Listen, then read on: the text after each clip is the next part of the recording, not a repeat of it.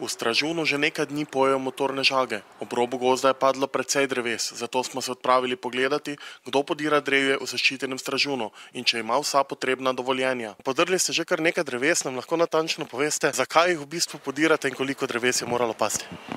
Padlo je 14 dreves, lahko preštejete, ne? To ni problem. Zaradi gradnje sosedove njive, ne? Pa da odstranimo, da jim nema moti pol. Za podiranje imate vsa potrebna dovoljenja? Vsa potrebna dovoljenja, ker brez tega ne gre, tudi naši ljubi državi, ne? Tako da imamo vse urejeno. Skos je moja las, ne?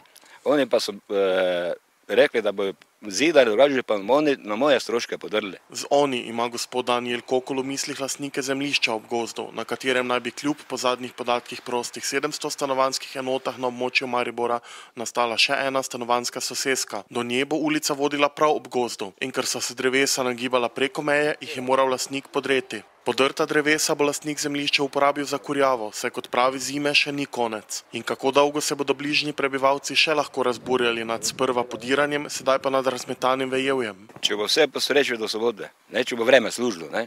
Če vreme služi, tak ni problem, pol urediš le kot na brzino vse, ne. Če smo zdaj to 2 dni delali, te še ima tisto do sobote vse uredili. Gospod Danijel pa razburjenja prebivalcev ne razume. Po moje zemlji hodijo, pa doben te nič vpraša, pritožuje pa te, ne. Zakaj to podiramo, pa čemu? O podiranju pa pravite, da ste v gozdu našli tudi marsikatero stvar, ki ne sodi sem. To pa je sigurno. To lahko pogledamo, pa boste videli. Pokaže nam dele betonskih stebrov, kupe kamenja, zakopan odpadni gradbeni material ter rože, ki v gozdu sicer narastejo, razen če jih posadi človeška roka. Tam na koncu ima glažovino, psi lahko hodijo, se pokakajo, doben ne čisti, ni za tem. A mene pa to maltretirajo, pa mogo to v minuti, naprimer, za jih čistiti, ne.